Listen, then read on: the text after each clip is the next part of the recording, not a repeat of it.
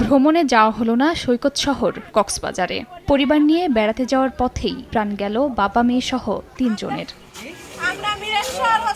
শুক্রবার সকালে ঢাকা চট্টগ্রাম মহাসড়কের মিরসরাই এলাকায় দাঁড়িয়ে থাকা একটি কাভার্ড ভ্যানের পেছনে ধাক্কা দেয় চট্টগ্রামমুখী একটি প্রাইভেট কার। এ সময় প্রাইভেট কারটি দুমড়ে মুচড়ে ঘটনাস্থলেই মারা যান বাবা গোলাম সারোয়ার ও ৩ বছরের মেয়ে মুস্কান। এ ঘটনায় একই পরিবারের আরও ২ সদস্য সহ আহত ৪ জনকে উদ্ধার করে স্থানীয় উপজেলা স্বাস্থ্য কমপ্লেক্সে নিয়ে গেলে একজনকে মৃত ঘোষণা করেন চিকিৎসক। নিহত গোলাম সারোয়ার পরিবার নিয়ে রাজধানীর উত্তরা থেকে কক্সবাজার বেড়াতে যাচ্ছিলেন।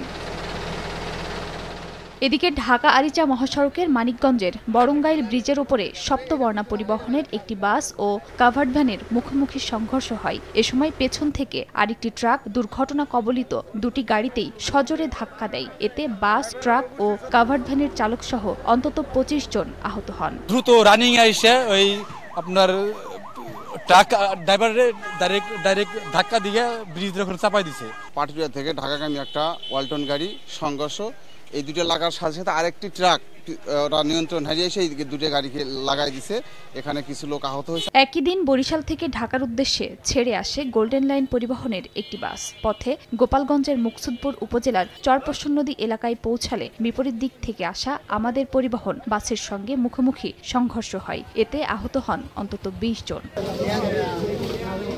এদিকে সিরাজগঞ্জের কাশিয়াহাটায় প্রাইভেট কার নিয়ন্ত্রণ হারিয়ে রাস্তার পাশের দোকানে ঢুকে পড়ে। এ সময় একজন নিহত ও ৩ জন আহত হন। খাদিজা স্বপ্না, সময় সংবাদ।